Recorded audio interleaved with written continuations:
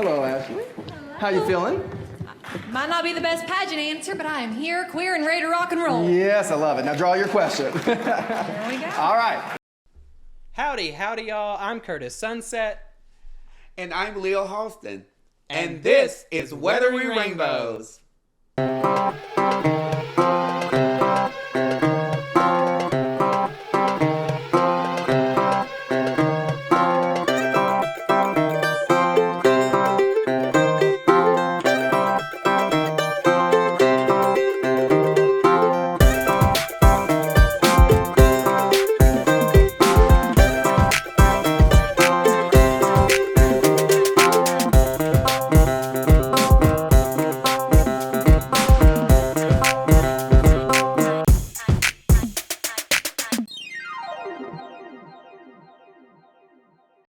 Howdy, y'all, and welcome back to our first episode of 2022.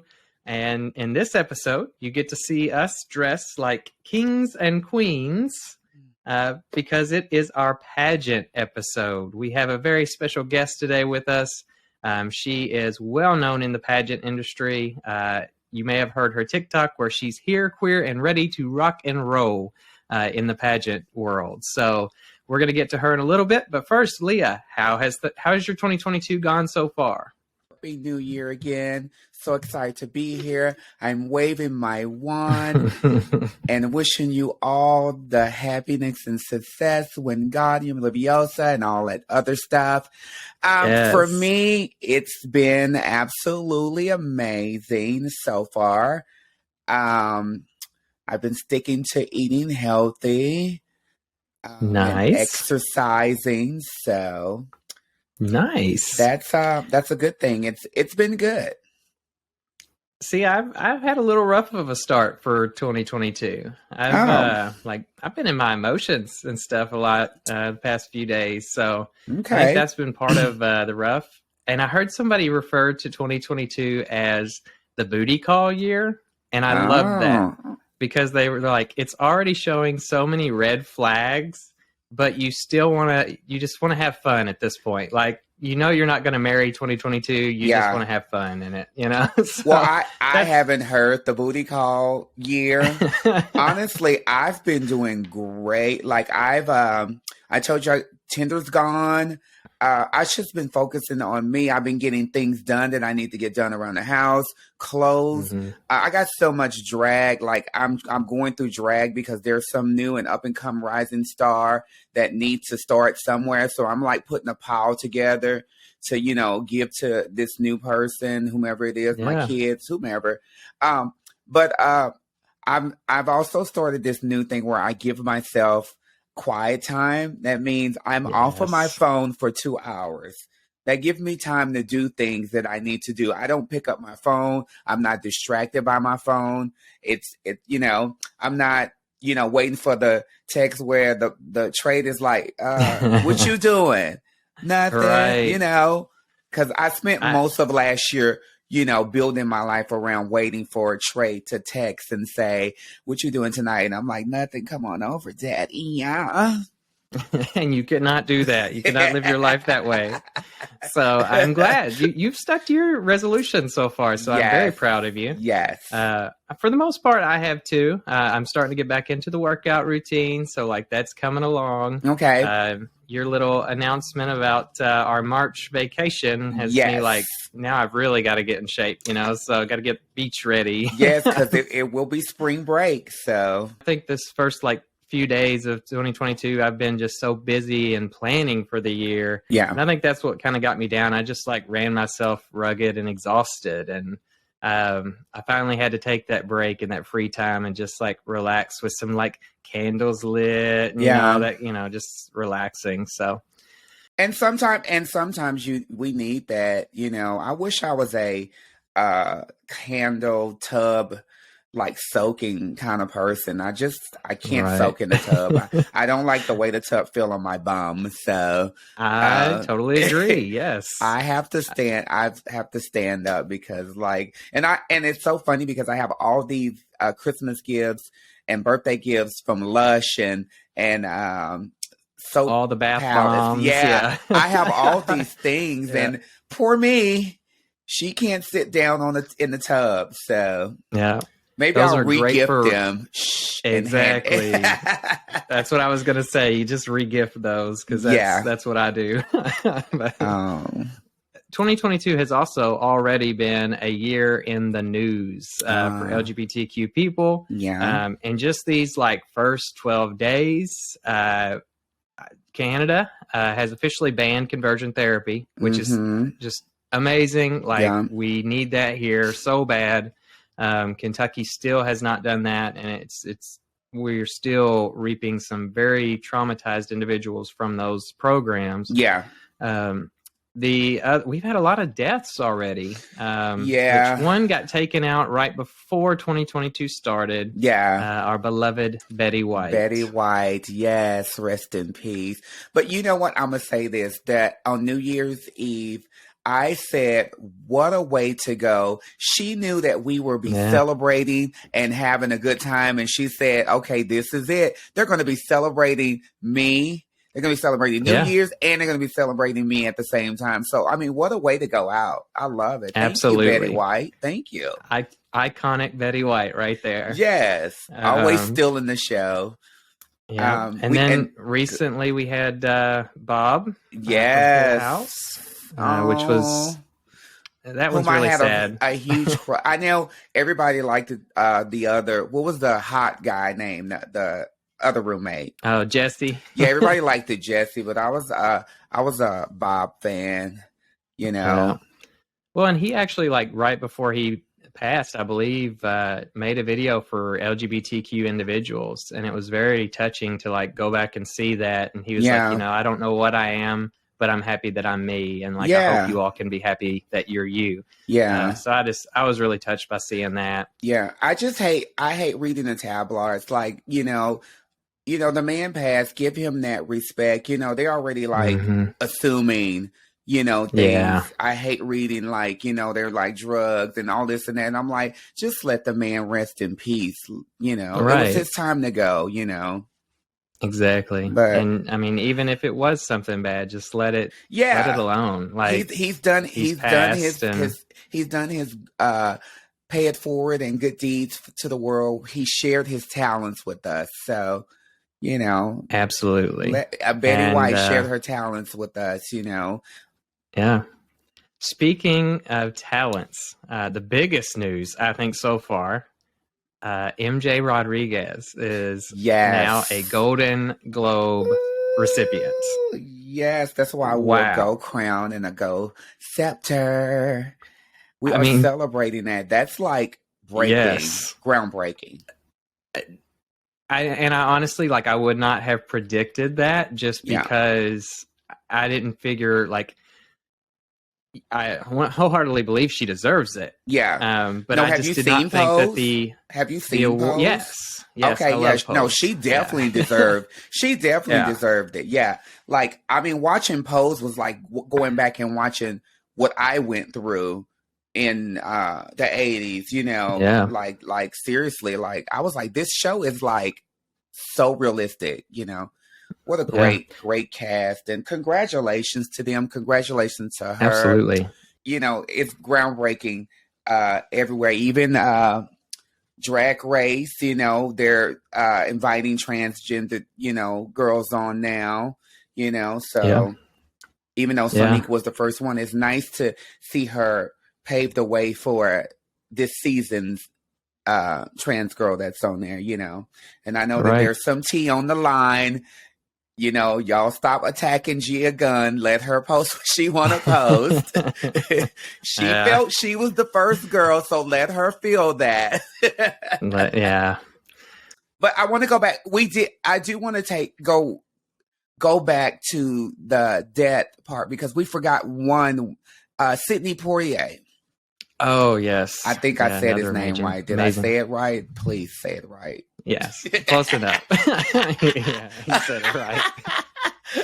I'm bad with names, but what another icon that paved the way for African American actors. Yeah. I've been amazed at just how far we've come along. I mean, for MJ Rodriguez to win in 2022, Pose was only like it's only had the 3 seasons. Yeah, and it's canceled, so her I to do know that, they're and- regretting.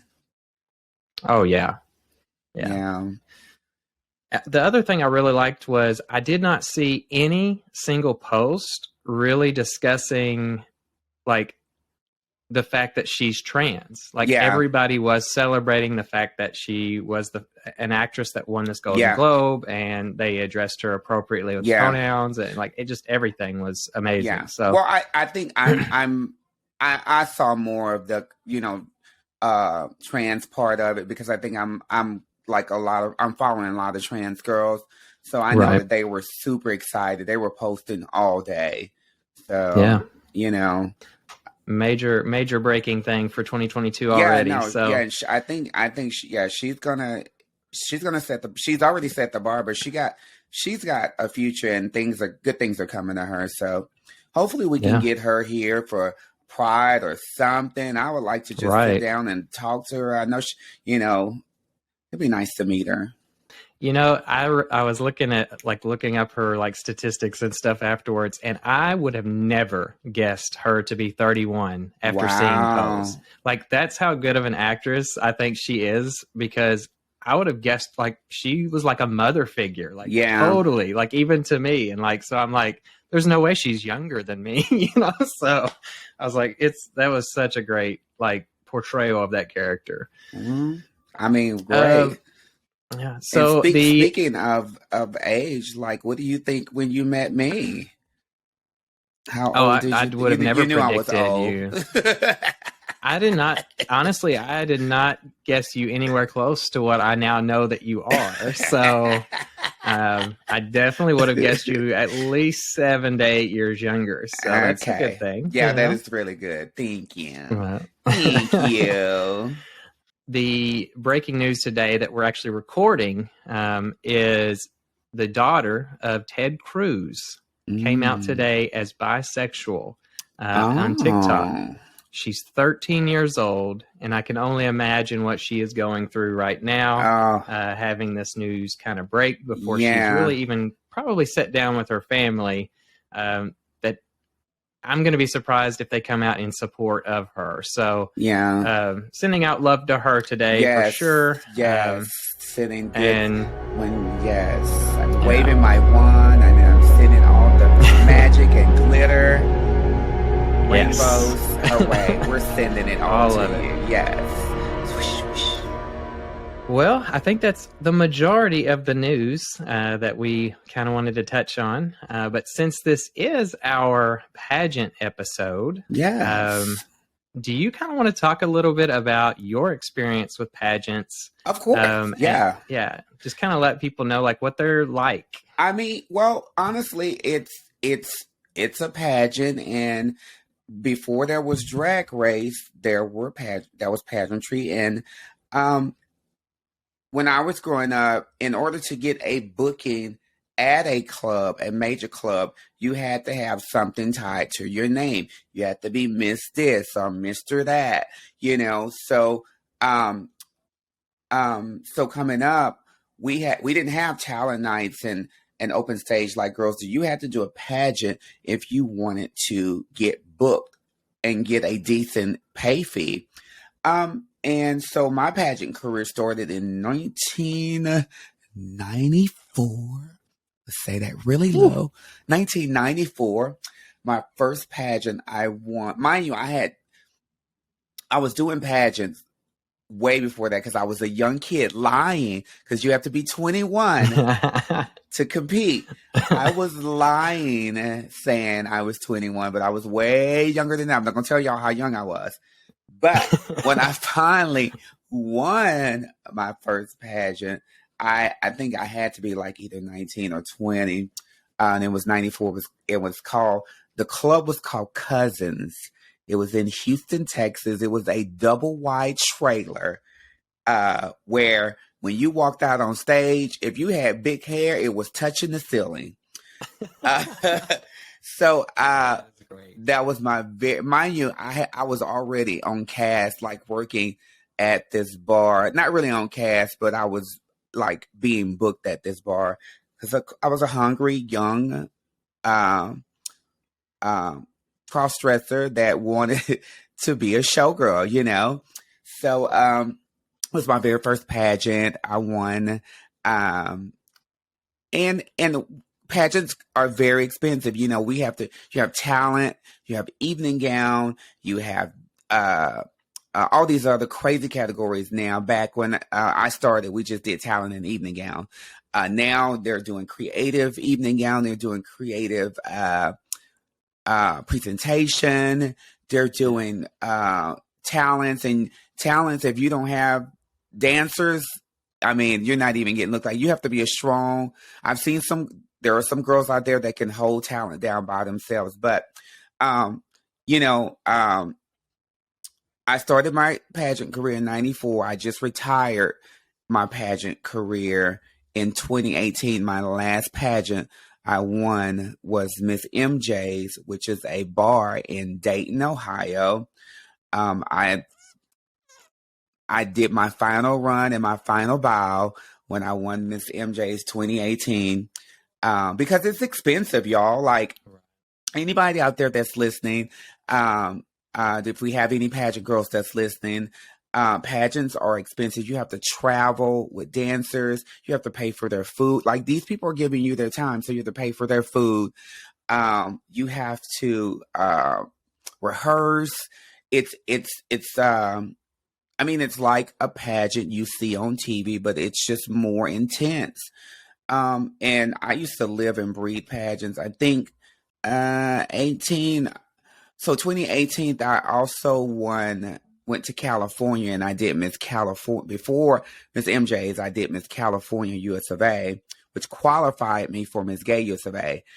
And people say, why you went way to California? Because when you do Miss Gay US of A, you're competing with 50 other states. So I wanted to go somewhere far where people didn't know me and see if my package was strong enough to win out of state. Then I knew I had what it take to go to Miss Gay US of A. So I went to California. I won Miss Gay California. Just competing at Miss Gay California, I spent $8,000. And that's plane tickets for dancers, that's food, that's hotel, that's rental car. You know, I had to take care of these people because it's like you're going on a concert tour. You have to take care of these people. So I qualified for Miss Gay US of A. So Miss California was in January of 2017. I may have my years backwards, y'all. 2017. 2018. Miss Gay US of A was in May of 2018. So, mind you, I spent $7,000 to $8,000 for Miss California, and I had to redo all of that in May to get to Dallas. So, I ended up spending another almost $8,000 or $9,000 just to get to Dallas. So it's pageants are very expensive. I love going to watch them. If you ever get a chance to come and watch a pageant, please come and watch. It's definitely different from a drag show. It's structured. These people pay their money because they want the title. They want a crown behind their names. And speaking of pageants, we have Miss Play Newcomer coming up February the 20th. Which I will be hosting. And these are, when we say newcomer, that means anybody professional that have won a crown cannot enter this pageant. You have to be new to the scene and not have no titles. So I don't even remember. Newcomer. I know, you can't. Yeah, we can't have a professional girl compete against newcomer. And I know a question maybe, how many crowns do you think you have? Honestly, y'all, I've been competing. I started in 94. I retired in 2018. I've done a pageant every year since I retired. So, and probably multiple. I've done some. I'm not saying I won them all, but I done those pageants. So I can't even count how many pageants I've done. I've done so many pageants. So I got a few right here. This is my Miss MJ's crown. If you guys can see. This is the last crown I won, which is Miss MJ's. So Miss MJ's. Yeah. And then what's the other one? I see two back there. Oh, there's two. Oh, this is Miss Unlimited. Miss Gay Unlimited. It's a North Carolina-based pageant. So, Gotcha. yeah. So I guess that is part of the perks. You get those beautiful crowns in the back that now decorate your studio. So. Yes. And the crown tonight I'm wearing, it's called Miss Forever and Ever, a pageant girl. Yes, I like it. Yes. Well, one thing we wanted to do, since this is our pageant episode, is we wanted to ask one pageant question. Yes. We ask each other questions every episode, but this time we wanted to make them more like the final round of a pageant type of question. Oh. So, are you ready for your question? I'm so ready, which I hate on the spot. So, again, speaking of pageants, on stage question and answer is the worst because you have to think fast. Fast, yeah. Yeah. So let's do it. Let's see if I nail it. So I looked through all kinds of questions and I was like, these are all great questions. And so we're probably going to end up asking some of these in the future. Did you, did you Google pageant? Oh yeah. Cause like I've been to a few pageants, but like the only ones I ever remember is like, what would you do about world peace or, stuff like that. Yeah. Okay. But, so this one I thought was a very good pageant question. And that is, what qualities should a woman possess to make a notable difference in the world? Oh, you asking a real Miss Miss Universe question. Yeah. Okay, one more time. You got to say it 2 times. All right. What qualities should a woman possess to make a notable difference in the world? Good evening, podcast land. And my name is Leah Halston. I am a contestant number 62, representing the United States of America. Ooh. The qualities a woman should possess to make a difference. One is professionalism, lesbian. Wait.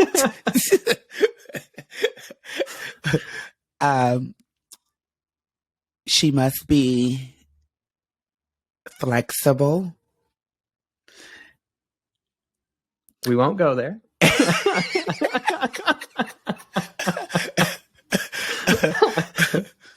And she must be independent.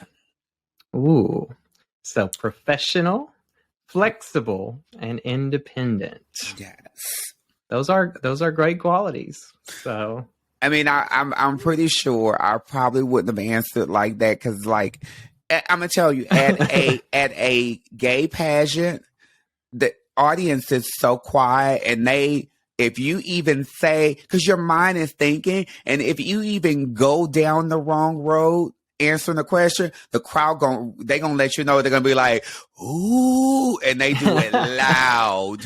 Yeah. And then at this point you be like, oh, I just fucked up this question, So it's very on stage question and answer is very intimidating. It's very intimidating. You have to think really fast. But that was actually a good question, but it's not a question you would ask at a gay pageant. Yeah, I think their questions are very much more like, what can you do for the pageant industry and stuff like that. Yes. Your question tonight is, what qualities do you possess that makes you a great title holder? Again, what qualities do you possess that makes you a great title holder? Hi, everyone. I'm Kurtis Sunset, contestant number 7. The qualities that I possess that makes me a great title holder would first off be networking. I'm incredibly great at networking with all members of the LGBTQ community, regardless of their backgrounds, whether they're rural or city. I love meeting new people and getting to know them. Second would be my leadership qualities. I always contribute when I'm in a conversation and try to make things better than I found them. And last would be my kindness. I always try to go out of my way to help those in need, or at least help those that I've felt and come from a similar background as them, and help them kind of rise up the ladder like I did. So that's the qualities that I have that would make me a great title holder. Okay, Kurtis. That was good. Honey, you won the pageant. Did I win the pageant? Yes. that was good. See, I couldn't do the pageants because watching you all, and then y'all have to go to all these other pageants to promote it. Yeah, that's all too much for me. I couldn't never travel that much. No, those were exactly the correct, leadership. What else did you say? Networking. Yes. Those are things, that they want to hear. The judges want to hear. Mm-hmm. The promoters want to hear. So good job with that. That was amazing. I might have you to write the questions next year from Mr. and Miss Play, because those questions I read were they rough? They were rough. Shout out to Micah McGowan. They were rough. Oh. Well, I mean, there you go. We're weathering rainbows. That's what we do, is ask questions to people. So I think we could help contribute. Yeah. Well, let's turn it over. I mean, I know you're a professional pageant girl, but let's turn it over to someone who is also a very professional pageant girl. Today we have Shae Benton. Everyone knows her as the TikTok star. The Here, Queer, and Ready to Rock and Roll was how she answered How Are You Tonight at her pageant that she, I believe it was a Miss Kentucky pageant. Mm-hmm. So kind of the first person to ever come out on stage like that. Ooh. So I think that's incredible. She's done so much, and she's actually our newly crowned Miss Cardinal Country. Yeah. So within Louisville, she is our newly crowned Miss Cardinal Country, and she's got some great advice on how to answer some of these very great questions that we have tried to do tonight. Yes. So. No, you definitely won question and answer. I was slacking, so I was 5th place in question and answer. I think, but you blew it out of the water in pageant gown, so you still win. You got the crown anyway. I definitely right? won the evening gown, honey. I'm sitting up in this dress. I didn't know where I was going. I said, "Oh, I don't have anything to wear." I didn't know if everything could fit in there. I haven't worn this dress in years, so. Well, it looks spectacular. Well, you win evening gown. I'll take question this time, but we would probably both be beat by Shae Benton. So here she is. Yeah.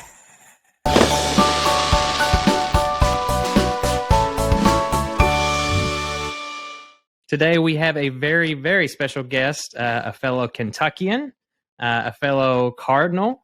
Which, I'm very biased to U of L, as I was former student body president there in 2012. So I always like having Cardinals on our show. This one is super special because she just won a great honor, and I will let her talk about that now. Of course. So, hi, y'all. My name is Shae. I am an Eastern Kentucky native. However, I'm now at the University of Louisville School of Medicine. I got my undergraduate degree at the University of Louisville as well. So I've decided after I moved to Louisville, I'm kind of sticking there. I really love it. I recently won the title of Miss Cardinal Country. So in the summer, I get to represent the University of Louisville on the Miss Kentucky stage. I got to go to Miss Kentucky last summer for the first time. So I was super excited about that. And I can't wait to be back representing the city that I love. So you do all kinds of things. You are becoming a doctor. I'm sure you get this a lot. I mean, you're competitive in pageants. You're like all over TikTok. Where do you find the time? Are you super disciplined or just super active? It depends on the day.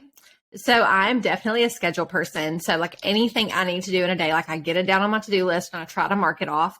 However, I am also the kind of person who works really well under pressure. So after I get, a little procrastination under me, I'm able to like really get that fire set under me and like get going.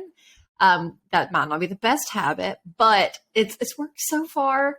I've been trying to be a little more disciplined lately because it's definitely easy to kind of get caught up in, the obligations of pageantry, of being a full-time medical student, of being this, that, or whatever.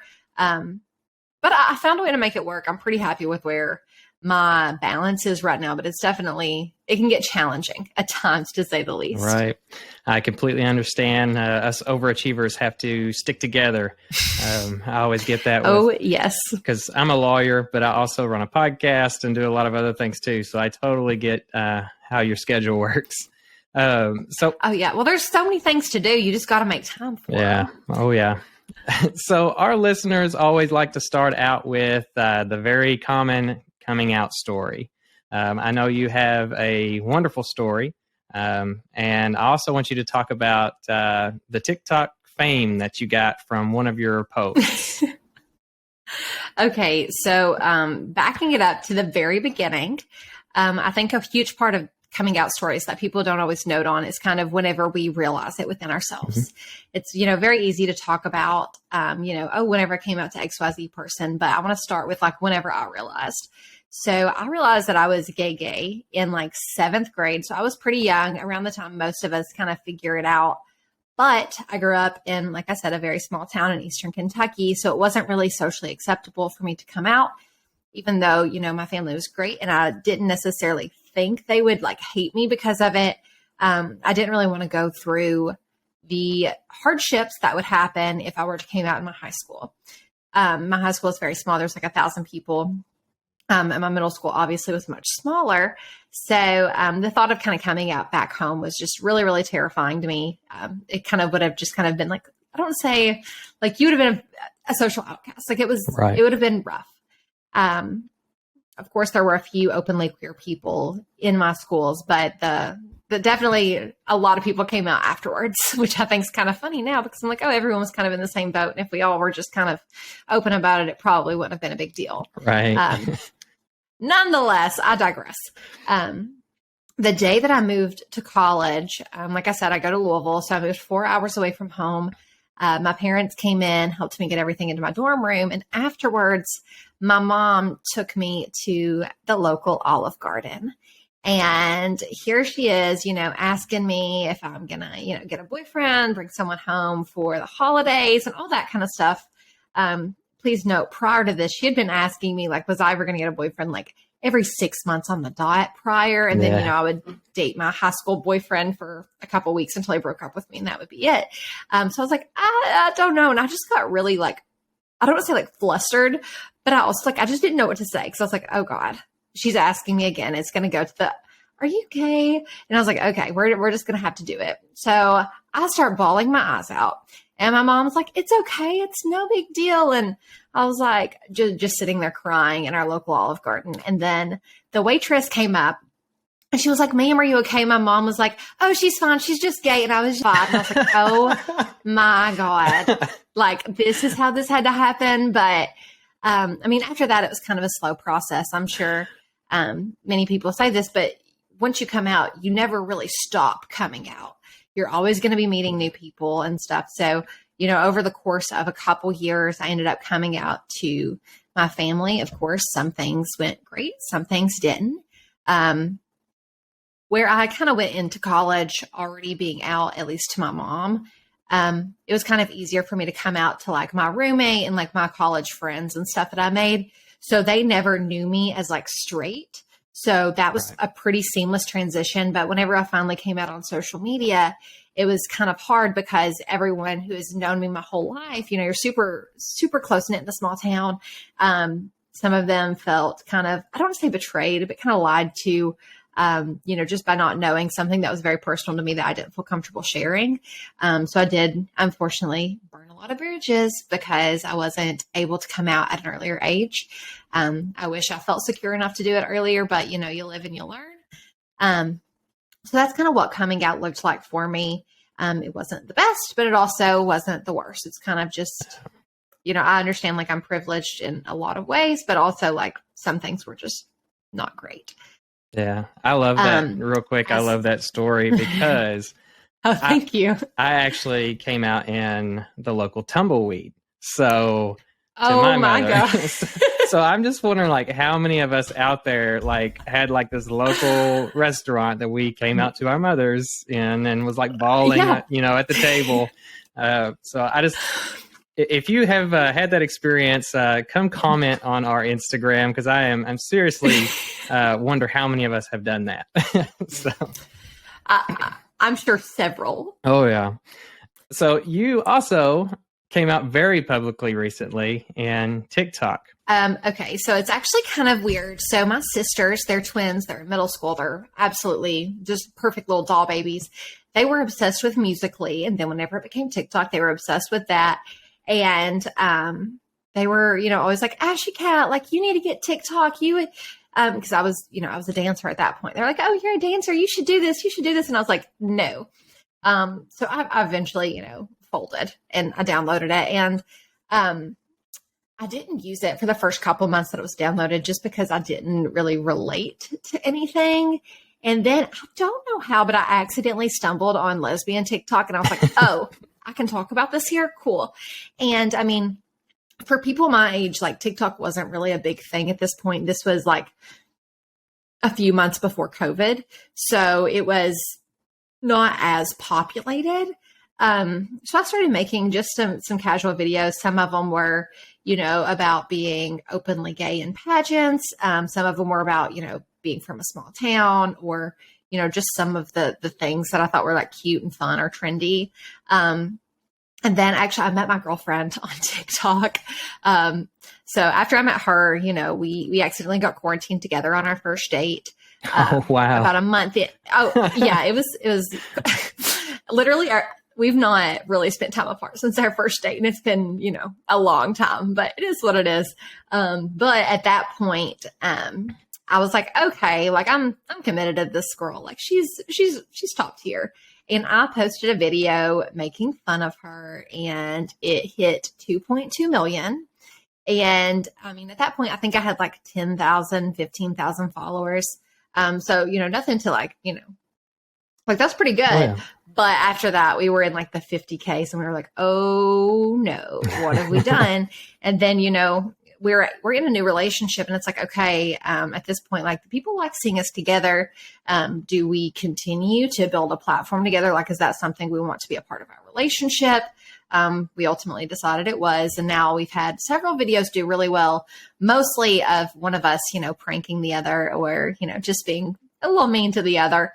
All in good fun, of course. But over the summer, we did have another video do really well of me in a pageant, because, being openly gay in pageants, you don't always see contestants talking about their sexuality if they're anything other than straight. So I kind of got super nervous whenever I was asked my onstage question, not even the real one. It was like the one before, like, oh, how are you feeling tonight, Ashley Shae? And I was like, oh, I'm here, queer and ready to rock and roll.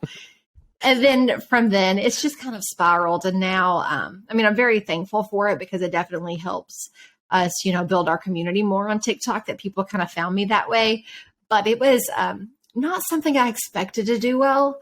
I'd never had a pageant post do well before. And then lo and behold, pink power suit here, queer and ready to rock and roll. Oh, yeah. That's what the people wanted. And I gave it to you. Definitely did. That one's actually how I discovered you, was through that one. One of my friends sent me the message, because she randomly is involved in lesbian TikTok, and she is not a lesbian. She has a family and little kids, but she's like, I just love everything they say. So, but she actually sent me your video, and she's like, she's from Kentucky. You need to interview her. So you can. Oh, I love that. Yeah. So that's how we discovered you, and we're so happy we've got you on the show.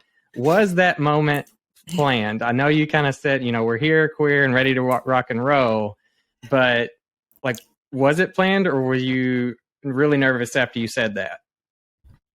It was a little bit of both. So backstage, I was in the lineup. This was finals night, so it's top 12 of us. I was standing beside Haley B. Wheeler, who's actually competing at Miss America right now. So I was right beside the winner. Love that. And we were chit-chatting because, you know, people were going before us. And for everyone, they're like, oh, how are you feeling? Like, how are you doing? And everyone was like, good. And they just sound like very nervous. Some people sounded super confident, like, oh, yeah, I'm doing good. I'm doing good. And I was like, I don't know what I'm going to say. Like, I'm ready to answer whatever the real question is, but how am I doing? I don't know. Like, I didn't expect to be here. What am I? Like, I was freaking out because I competed for 4 years before I even got to the chance to compete at state. So the fact that I was in top 12 on finals night, I was like, oh my goodness, I was just freaking out. And I made the comment to her. I was like, Haley, I'm going to go up there and I'm going to say what I always say, which is like, here, queer and ready to rock and roll. And she was like, well, if that's what you want to do, like, go for it. And I was like, well, we'll just see what comes out of my mouth because it's honestly untelling. The lights get in your eyes and you just don't know what's going to come out. Oh, yeah. So I went up there and lo and behold, that was the only thing I could think of because it was just in my brain. And then after that, there was definitely some like nervous giggles because I was like, oh God, I did that. The judges knew that I was openly gay because, you know, in my interview, I wore my like love is love pin. Like I'm very open about it. And I want to talk about being a queer voice in pageantry. I didn't expect to do that on the big stage, but I'm very thankful that I did. I got to reach a lot of people, you know, from the TikTok of it. And then, right after I got off stage, one of our stagehands came up to me and was like, thank you so much for like representing our community. Like I had no idea. It means so much that you were able to talk about that on stage. And I was like, okay, a little embarrassed, but that makes it worth it. So. Yeah, I think it's a great answer. And I loved it. I laughed so hard whenever I first saw it. So let's go into that. Obviously, you are very vocal about being a part of the LGBTQ community and also very heavily involved in pageants. So how has that affected you since coming out with your performance in pageants, and how has the girls kind of like felt towards you since you came out? So to start from the beginning, like I said, I've been competing for 4 years. I competed in 13 preliminaries to go to Miss Kentucky before I finally won one. Of course, I didn't start competing until college. So I was out on social media and, you know, just talking to people, but I'd never mentioned it in an interview. I'd never talked about building a platform on, you know, private interviews with judges. It was just kind of like a taboo subject. You don't talk about it. But on my 13th prelim, I was like, you know what, at this point, there's no sense. Like you either want me for me or you don't. And that's fine. So I came very comfortable with the fact of like, this is a huge part of who I am. Like, this is what I'm doing partly for a living right now. I should be able to talk about it. So I went into my interview, no makeup, and, you know, I had my little pride pin on and I talked about being a queer voice and, you know, everything just kind of fell into place. I won that prelim. I got to go to Miss Kentucky and you've kind of heard what that experience was like. So contrary to what people would usually assume, it wasn't until I was comfortable enough to come out and like truly embrace like how authentic and how different and how unique that makes me that I actually started doing well and having, I don't want to say a competitive edge because I think I was competitive anyways, but I think there's just something about a woman who can, you know, command a room and be truly authentically herself and not worry about, you know, what other people have to say. So it took a long time to get there, but I think that was definitely a huge, huge help to me in the pageant world. As for the girls, I mean, everyone's entitled to their own opinion, but if nothing else, people will be nice and cordial to you. I mean, there was girls who were, you know, holding me as I held backstage. Like, all right. I just had like a great experience at Miss Kentucky. Of course, I know that might not be the case for any other queer title holder. Right. Because like, yes, I'm publicly queer, but that doesn't mean in all the pageant systems that I'm the only one. So just because I have a positive experience, I'm very aware that like that does not necessarily resonate with everyone else. Right. You know, there were good parts and bad parts, but at the end of the day, I kind of, you know, tried my best to make amends, make sure everything is fine. I'm comfortable with it. They're obviously like comfortable with me. And now we're all like really good friends. So it turned out great for me, but I do understand like that very well might not be the case for every queer person. Which I think it's great that you not only a queer person, but you are queer in Kentucky, and these are Kentucky pageants that you are yes. competing in. You know, a lot of times very rural areas, judges that you don't know how they're going to feel about your sexual orientation, and especially you representing that as part of their platform. So I think it's incredibly brave as what you are doing. Walk us through like the preparation of you starting and getting into these pageants. So it really just depends on the person. So for me, I am an overachiever. I'm an over-preparer. And pageantry is something that's very important to me. Like, it's very important that I'm able to have this platform and share my voice in this capacity. So I don't want to say I'm a little extra, but I do put in a lot of work. So I won, for example, my local title, Miss Cardinal Country, in November, like the first weekend. And since then, I've already kind of implemented my workout regimen. I've started working more on personal development and just making sure that I'm the best version of me, because I want to make sure that emotionally, spiritually, like I'm ready to take the job of Miss Kentucky. So I've already started that part of the process. A lot of it is self-work, full transparency, because at the end of the day, what I've kind of learned is that judges, whenever they are deciding who they want to take home the crown, take home the title, and ultimately take the job, they want to make sure that they are in such a great place with themselves that they can share that light and positivity with others. So the self-work part is huge. I'm planning on doing my dress shopping and stuff probably in February or March. So I kind of have a little while before I do that part of it. Another part of competition is, working on a social impact initiative, which is kind of like a philanthropy that I stand behind. Mine is Saving Grace, promoting growth, resources, action, and community empowerment. So I've had that established for 2 years, but I've really been kicking it into overdrive in light of the recent tornadoes to, kind of build that community and make sure that it's being used to its fullest capacity to provide resources for those that need them. And then, of course, talent is another portion. Talent is my least favorite part of competition, if I'm being fully honest. I've kind of mastered the art of being jack of all trades, master of none. So it's always really, really hard for me to pick something, because I'm kind of good at anything, but there's nothing that I'm like, oh yeah, I'm a superstar in this. So talent I've been working on, but it probably won't be until January that I've actually decided what I'm going to do, commit to it, and then really prep that out. I feel that on a spiritual level. that jack of all trades type of thing where you're like, yep. I'm not the best at any of this, but I'm really good at all of it. So I get that. Yeah. I think that's one thing I've noticed, like with gay men that are solidly gay men and lesbian women that are solidly lesbian, is we kind of do a lot of the like variety of things. But I think if you ask a drag queen like what their favorite part of any pageant would be, and they would always say talent, because they've always got like something specific that they're just like truly excel at. So I think that's neat. So what actually got you into these pageants? Were you pressured by any way by your parents or the other girls to do these? Well, I kind of grew up in pageantry. So I was the kind of girl, I was in baby pageants, like child pageants. And it wasn't until around middle school that I stopped competing.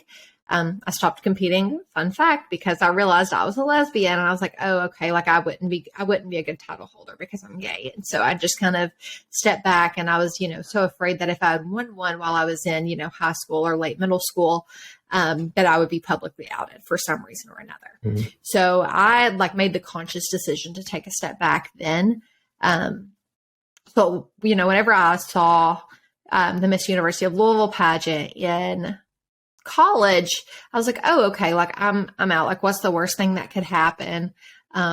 With the Miss America organization, we are the #1 scholarship provider for young women in America.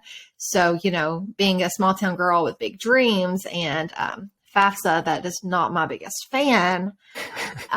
Scholarships were very important. So I was like, what's the worst I could do? I can go up there and embarrass myself, or I could win, maybe be Miss Kentucky and get a little bit of scholarship money. So to me, it was kind of a no-brainer. I was already comfortable on stage. I was in musical theater most of my life. I loved performing. So I was just kind of winging it and hoping for the best. And then after that first pageant, I was like, oh my goodness, I love the system. I love these girls. I love what I get to do on stage. And it just it just fit right with me. Yeah. And since then, I've just kept going and going, obviously. Yeah, that's great. One of the things that I want to discuss is obviously breaking down some of the stereotypes. You are actually, I believe, the first lesbian interview that we are going to release. So with I'm that, so excited. so with that, there's a few stereotypes that I just kind of want to touch on and talk about. One deals with pageants specifically. I know with, for instance, gay males, whenever they're in sports, you have your locker room talk, you've got your, you have to change in front of people. And there's always this like fear from certain straight men that, that gay men are going to come after them or look at them in the locker rooms. What has your experience been like, obviously, as an open queer contestant? Because I know that you all do have to get changed and stuff around each other. Have you faced any sort of stigma there? I feel like one of the biggest issues that lesbian face is like over-sexualization from other parties. And I don't necessarily think that a lot of people kind of see lesbians as much of a threat, especially one that is as feminine presenting as what I am. I understand, like, I'm very privileged to not necessarily have that experience because, I do look straight. So a lot of people, unless they have talked to me or, have seen my social medias, they may or may not know. But yeah, that's really not that much of a thing, because at the end of the day, whenever you're backstage in a pageant, everyone knows you've got to get changed and you've got to go. So if that means the lesbian is taping your boobs down, she's going to tape your boobs down and you're going to be on the stage and you're going to look great. And that's just, the reality of it. Yeah. If someone needs butt glue, they're not going to be like, oh, she's a lesbian, I'm not going to ask her to, glue my bikini down. They're going to be like, take this and just glue it down. Do not let it move. Yeah. So I think just because there's so much urgency back there, we're usually on a tight ship. We really don't, or at least I've not experienced that problem. Of course, I'm sure other people probably have. And I can understand, to a degree why. That's definitely a stereotype that like people are afraid of and can sense. But at least in the organization that I do, we are running. So we're glued, we're tucked, we're taped, Yeah, that's an interesting point. I never had thought about that you all are very fast paced whenever you're having to make those wardrobe changes and stuff. Yes. And obviously a lot of the sports related stuff, it happens, afterwards in the showers where you're done and you can, relax, that sort of thing. So I totally get that.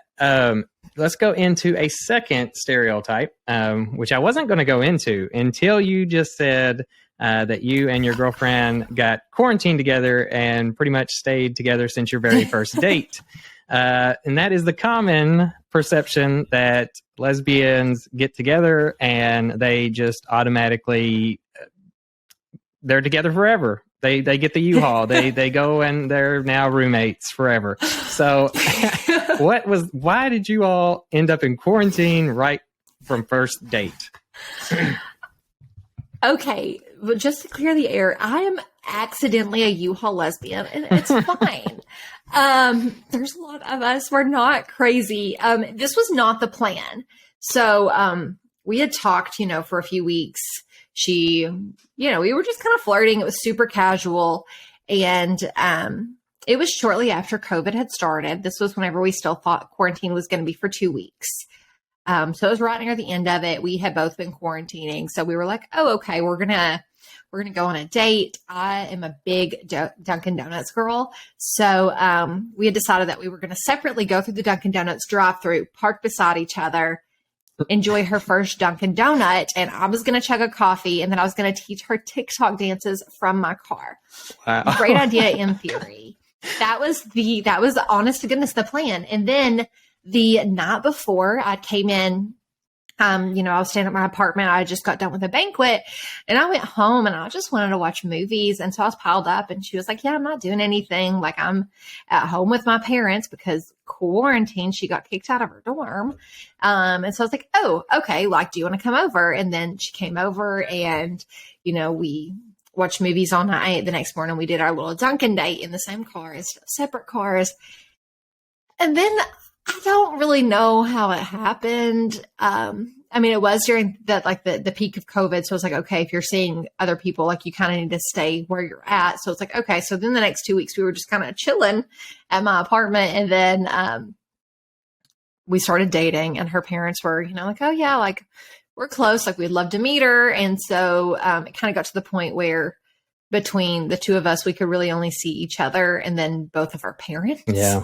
So yeah. And she was, cause like I said, her, housing situation at her university, they evacuated because of COVID. Wow.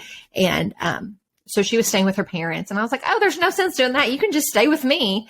And yeah, that happened for, until school started back. And then by the time that she went back to real school, I was looking for a place to live. So then I just kind of moved in with her.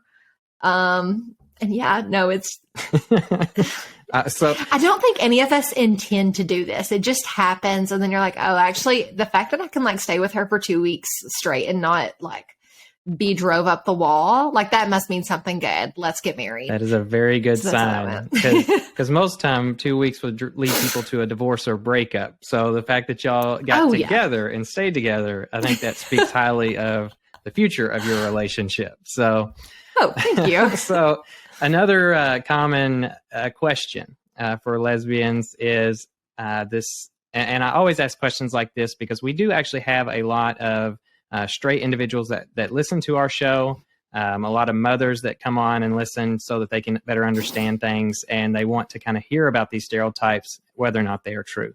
So obviously in lesbian culture, a lot of times they get classified as femme or butch, being more of the athletic type or more of the, pageant type of girl, would be more of the femme type of girl. Have you found that stereotype generally does persist in the lesbian community? It really, I hate to say it just depends on the person, but it really does. I think there are quite a few people who, really identify with one end of the spectrum or the other. But at the end of the day, it's the same way you would, kind of identify. For most people, you kind of have a scale of femininity to masculinity, and kind of where you, or at least that's how I see it. Everyone's somewhere on it. Even though I identify as a femme, I would say that if there was, 100% chart, I'm probably at 75% feminine, 25% masculine. Whereas my girlfriend's probably more of 60-40, but she's a little more masculine than she is feminine. So it really just depends on the person. However, whenever you meet a lesbian who is femme or very masculine, you definitely know what side of the spectrum they're on. However, there's quite a few that kind of fall in that middle ground, right. In that 60-40, 70-30, Yeah. In that, the meat in the middle is kind of oh, right. Yeah. we're a little bit of everything. Surprise. Yeah. And I think that's very true in gay culture too, in terms of gay men. You get a lot of them that are, more femme acting or more masculine acting, and you never really know. And there isn't really all one way or all the other. But I think one thing neat about the gay community is we actually have names for everything. Every type of people, every type of we classify everybody into these groups. We have bears and twinks and jocks and everything. What slang? No, I wish. What slang is in lesbian world other than femme and butch and those? Are there other types of individuals? I mean, I wish that we had, more inclusive terms or just a wider range even would be nice. But that's not really a thing though. I mean, usually you have the two ends of the, femininity, masculinity spectrum, and, different cultural groups might, call them something different, but for the most part, it's either you're feminine or you're masculine. That's the bottom line. There's not really a lot of room for oh, you're a sporty gay. Oh, you're an artsy gay. I mean, you might say it oh, she's an artsy girl, or, oh, she's sporty or whatever, but it's not an actual term is assigned to it. It's widespread. It's just you're describing an individual, and it's not a group classification. You said sporty, and all I could think about is I think they should each have to classify as one of the Spice Girls. Like you're either sporty or you're, you got to classify as one. That's scary. Yeah, that's the the new lesbian terminology that we're going to create here. You got to classify as one of the Spice Girls. I actually love that so much. Were you able to come up with the 3 do's and don'ts segment? Yes, I have my notes right beside me. All right. So do's and don'ts. As you all can tell by my sparkly hat, I'm a pageant girl and I love to interview. So of course, we're going to do do's and don'ts of an interview. This is primarily kind of on the pageant end of things, but I had successful medical school interviews and this is the same tactics I use. So they proved pretty beneficial for me. So first of all, do be yourself.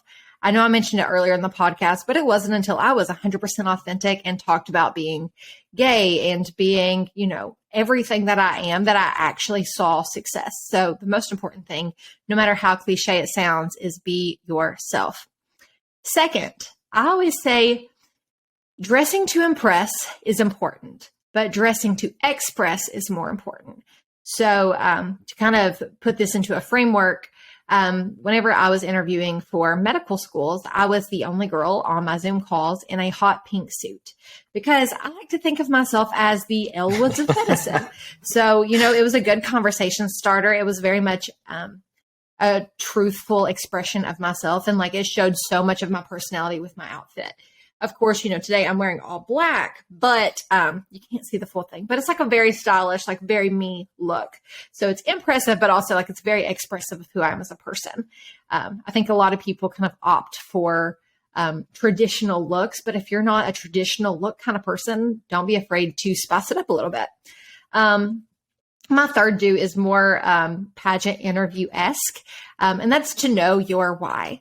This can also kind of go towards other avenues of interviewing though, as well. So knowing your why is really knowing who you are as a person, why you are the best candidate, why you are the best contestant, why you deserve whatever you're interviewing for. I know it takes a lot of time to really understand why you, but as soon as you understand why you and you learn how to articulate it, that can make a world of difference in your interviews. So just to recap, my top 3 do's: 1, be yourself; 2, dress to express; and 3, know your why. Do you want me to go ahead and do the don'ts? Yeah, I'll let you do the don'ts. I just love that you did the common pageant. I think another do is always summarize at the end again. Oh, yes. I love that. Yeah. Okay. And with all of the do's, of course, there's going to be don'ts. So the first thing I want to point out, and this goes for any type of interview, if you are giving the judges or the panel a piece of paper representative of you, such as a resume, do not lie on your resume. Because when people look down and they see, oh, she's, donated $5 million to this, that, or whatever, they're going to ask you about that, especially if you wrote it down for them, they are taking that for surface value and they will keep digging and digging until they find the truth.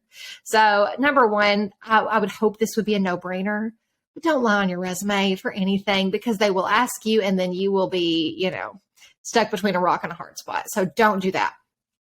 Second, don't try to be who you think the judges want. This is something that you kind of learn the hard way in pageantry. Because, you'll watch competitions such as Miss America, Miss USA, Miss Universe, and you see these girls, and it's so easy to try to emulate them and be just like your favorite Miss X, Y, or Z, whenever in reality, for most pageant systems, they don't want the perfect girl. They want you. So learning to understand that, you can be you and that be enough. It's so important. So don't just be who you think they want. Don't try to act exactly like the last title holder because it worked out for her last time. It's a different judge. You don't know what they want. You don't know what they're looking for. So super important to not just try to be that carbon copy. And then lastly, don't over prepare. I am an over preparer. I am an overachiever. But I've learned the times, especially in, interviews on stage, whenever I don't fully prepare. I have an idea of, what I want to talk about and what I think is important. And I know where I stand on certain issues. I've learned that really pans out a lot better than having a, rote memorized answer, because judges can see right through that. Interviewers can see right through that. If you are, telling them exactly what they want to hear, which kind of goes back to question or like don't number 2, that they're going to know, and they're not going to see any authenticity in you. So don't over prepare. And of course, I'm going to have to summarize because I'm a pageant girl. The 3 big don'ts: do not lie on your resume. Do not act like whoever you think the judges want to meet, and do not over prepare. I absolutely love that advice. I wish I would have had it going into college, because one of the things I had to do was actually interview for the McConnell Scholars Program at U of L, which is I love a that 2-day grueling process of I feel like it was 30 interviews plus. And like kids were crying, like they were coming out just walking out of there and being done with the program immediately. So I'm sure that there's some crying on stage at pageants and stuff too, but I think definitely all those are great advice. And, I think one thing that makes you stand out is just like your confidence and in being able to say exactly what you mean and stick to that. Thank you. Interviewing is my favorite thing ever. Like I frequently will see one of my friends like, oh, I'm going to be in a pageant, or, oh, I'm going to go to med school and I have an interview, and I'm like, let me get on a FaceTime with you. Let me mock interview you. Please. I love this stuff so much. Yeah. There's your next talent. You're going to do a TED Talk about interviews. Okay. I could. So we will jump into our next segment, which is what I call the Heap of Trouble segment. It's a time in gay culture in which you found yourself in a little bit of trouble because you may not have been aware of LGBTQ culture, pretty much your most comedic story. So I don't really know if this fits, but I think that the biggest thing was whenever I did my Here Queer and Read a Rock and Roll spiel on the Miss Kentucky stage. Of course, it was great, but at the same time, it's really hard to be a queer voice in Kentucky, in pageants, and be fully representative of a community because, as an individual, that's just impossible. I can't be everything for everyone, and I understand that. But I did get quite a bit of backlash, not necessarily from the Miss Kentucky organization, but, just from people on TikTok. The video hit, 2 million views. Right. There were a lot of opinions to be had. And, a lot of people thought oh, it's really inappropriate from a pageant perspective to talk about your sexuality. And I'm like, okay, it might be inappropriate if you're a straight person because you're presumed straight, but whenever there's a lot of hardships and trauma associated with your sexual identity, I think it's important to talk about. So, I got in a little bit of a couple little comment arguments, nothing too bad, but I was definitely trying to, defend myself to people who either A, were on the pageant side of things and just thought it was inappropriate to talk about, or, some people in the queer community were like, hey, you are very, very privileged to look the way you do and present the way you do. So saying, oh, I'm gay, but then you're able to appear straight in a situation that you would need to be safe. It's just not entirely representative, which I try to be very self-aware and understand that. But it also kind of puts me in a pickle because I'm like, well, I want to be true to myself, but also I don't want to, offend a community that I'm trying so hard to represent positively. So, it is what it is. I'm so glad I did it, but there's definitely, Yeah, I think that's it is what it is. Perfect scenario of what the Heap of Trouble segment is about. And that's because it is very difficult whenever you first go vocal about your sexuality to not just, your friends and family, but the entire world. So one time I actually had to come out. I was running for student body president at U of L. And it was the first time that I had really said I was gay to the entire campus. I had had a boyfriend for 2 years, but the LGBTQ organizations on campus were upset that I had not publicly come out. This was back in 2012 or 2011. Yeah. And so I actually had to make this YouTube video and say, hey, this is my story. I'm homosexual. Well, lo and behold, homosexual is not the right word to use. And I got like all kinds of backlash because like, they're like, that's a medical term and it's a bad one and all this kind of stuff. So sometimes even when you're trying to do good and be yourself and represent your community, you're still going to step in a heap of trouble. So I love that example. Yeah.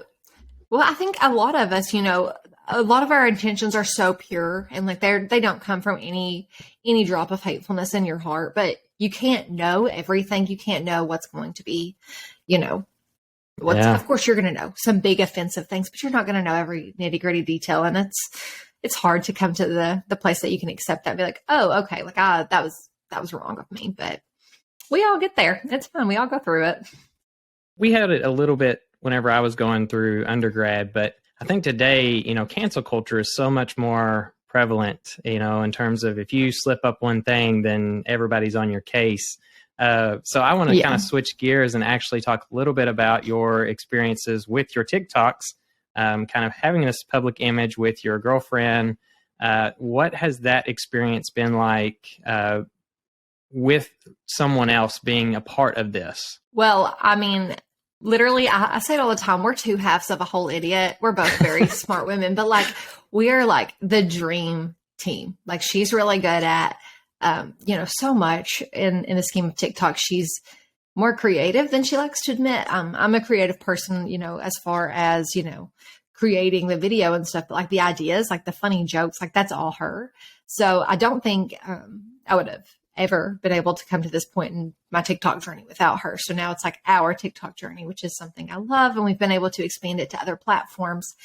It's good for most part, but like there is obviously some struggles because that is not a big part of our relationship. Because like obviously we're together for so many other reasons, but anytime that anything's going on and we're, out of town for a few days and we don't post, people automatically would assume like, oh, you're all broken up or you're going through this or going through that. And it's like, no, realistically, we were in Eastern Kentucky and didn't have service. Right. Yeah.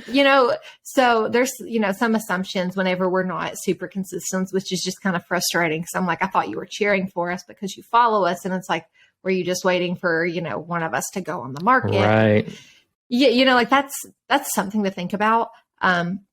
We used to be, we're not doing so good anymore, but we used to be really good about live streaming, very frequently and getting to like be super engaged with our audience and to build a community. And there we've met some like so many great people, and made great friends collectively, like as a couple.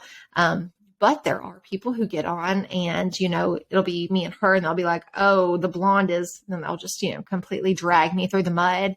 And then that puts Sierra in a spot and she's just like, hey, like we don't want this hatefulness on our page, right, or vice versa. So it just depends, but I wouldn't change it for the world. Like the random stuff that we have to deal with is so worth getting to like love her publicly.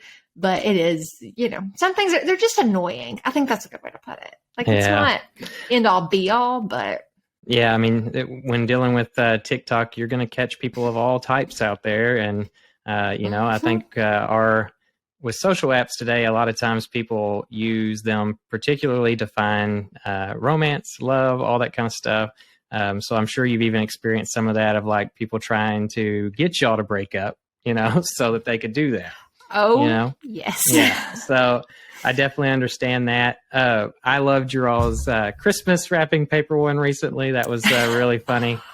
I'm so glad that you all were able to see it. I just want y'all to know it got removed for guidelines and we were so sad about it because we thought that was just so funny. I was mad at her for a week for it, but it was so funny. Yeah, I thought it was great. Obviously, y'all share Christmas wrapping paper as clothing. What are some of the best and worst parts about being a lesbian in kind of comparison to straight world? Like for gays, wearing the same each other's clothes, that sort of type of stuff is good. Yeah. Well, I don't really have experience on the other end of things, but I mean, I would not trade this for the world. Like we do, we're the same. She's a little smaller than me, but for the most part, like she wears baggy stuff. So we wear all the same clothes, all the same shoes.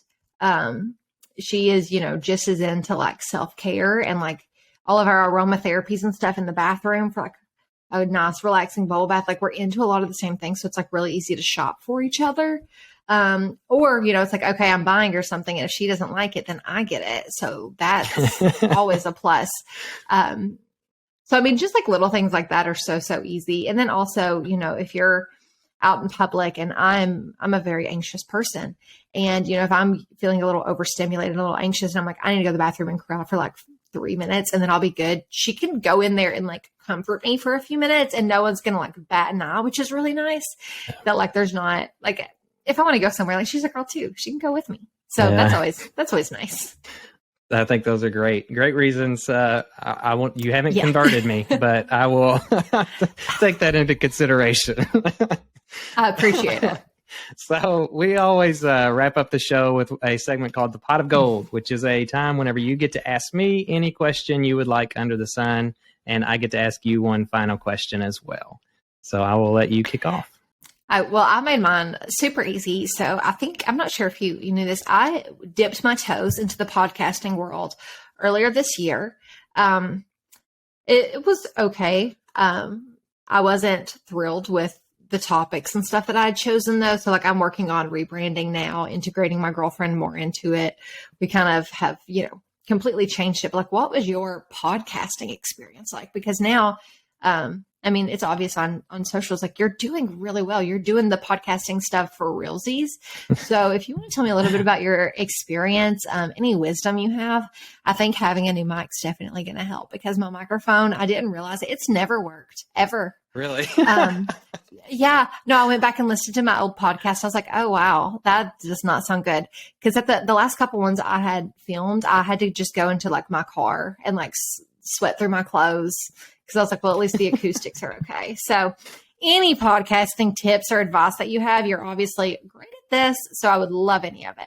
Well, just right off the bat, I can tell you that I follow your podcast, Unfiltered, Out Loud, I believe. Unfiltered Out Loud. And I have listened to some of your podcasts. And thank you. I think you're number one, you're right. The mic is 75% of it. If you're going to do podcasting, you have to get a great mic to really have that kind of quality that people want to hear. It's not easy. It's really not. So whenever I first got in, you need all kinds of equipment. You need, especially if you're going to do video as well, you need to learn the software. You need to learn all kinds of stuff up front. And it really, that takes a while. And you're going to mess up. You're going to mess up a whole lot. You're going to have things that you got to re-record. You're going to have things that you have to get people to come back to interview a second time. That happens. I know you're laughing because we had that scenario with you, but it's a common experience because of people want to listen to clear audio, and they also want to listen to something entertaining. As far as doing great in podcast land, I think a lot of it is your marketing. Are you out there talking to people? Are you sending them Christmas cards? Are you, doing fun things like that kind of keeps people talking about your show? And my final piece of advice on this is don't give up and don't feel afraid to change your podcast. We're not done changing. I can tell you that right now. Season 3 will look totally different than season 2, except for the co-host, So that's kind of that. And just stay engaged with your audience. No, I appreciate that so much. Great question. I was so scared because I was so excited. I took months planning and then I was like, I did it. And then I was not happy with it. And I was like, okay, I'm going to try it again. And then it just kind of spiraled. And I was like, all right, I just want to scrap this and start anew. I've had my trial run, but I was so scared to change it because I was like, okay, people are used to this, but I'm like, I want something I'm more passionate about. And I think I can tweak it. Here's a huge hint. Nobody cares if you change the show. Like that's what I've learned. And 90% of the time you are changing something that makes the show better. And people will be like, oh, that was new. Or they won't even remember what you did in the previous episode half the time. So don't be afraid to change that. With that, I'm going to ask you one final question. And mine will be, very intense because I feel like I've asked you a lot of fun ones. So, Oh no. obviously, we just had an amazing person from Kentucky win Miss America. You're going up for Miss Kentucky this year. If you win Miss Kentucky, it is almost a lottery win for you to be able to go on and win Miss America because their Miss Kentucky won the previous year.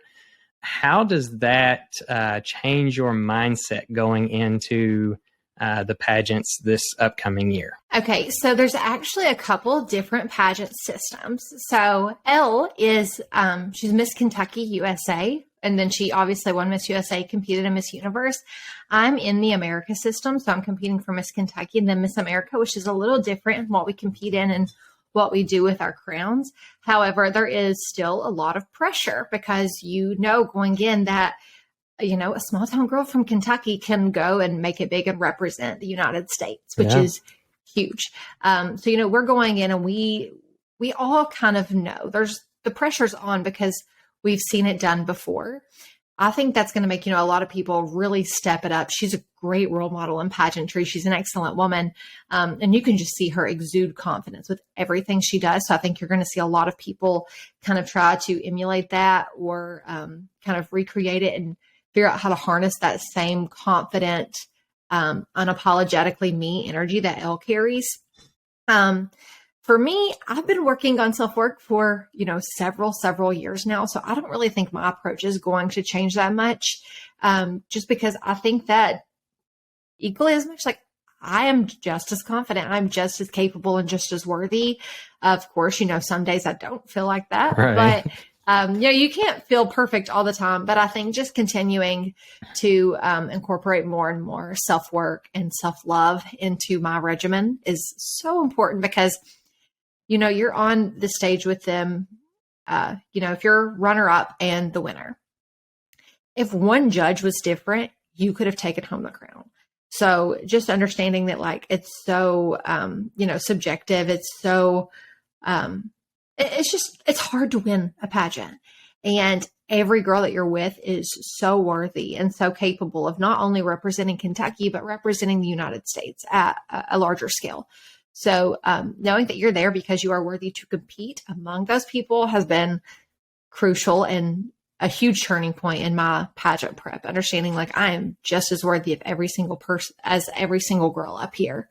So I definitely am going to have to emulate that a little bit more, integrate that a little bit more into my process, in light of her winning. But we're so proud of her. And like I don't think we could have had a better representative for the USA. So yeah, absolutely. Another Louisville person. So I'm always a fan. I want to thank you so much for being on the show. Obviously, we've had a great time learning about the pageants. I feel like I'm interviewing like the lesbian pageant girl version of me because we do a lot of the same things, just like on totally different cultures. So I love that. I love it. The doctor lawyer thing, it's just totally different, but we're both like in those kind of same. It's equivalent. Yeah. So I love it. But thank you so much for being a part of this. Obviously, everybody you just heard from Miss Cardinal Country, Ashley Shae Benton. If you haven't, go follow her on TikTok, Instagram, and we'll link all of those in the description of this podcast. So thank you, Ashley. Thank you. Well, folks, that's all the time we have for today. Don't forget to come on back now. I know we all love a little vibration, so if you are not already, go ahead and subscribe to this podcast. And we will surprise you on occasion with a new release vibration in your pocket. But in the meantime, if you find yourself alone or crossing new horizons along the rainbow trail, and you need a friend or even a laugh to get you through those dark and stormy nights, holler on out to us at www.weatheringrainbows.com, where you can find shelter in the blogs, videos, and other episodes that will hopefully keep you out of a whole heap of trouble. So until next time, y'all, giddy up, be true to yourself, and make the best of life. And wherever the wild tracks may lead you, may the rainbow always touch your shoulder.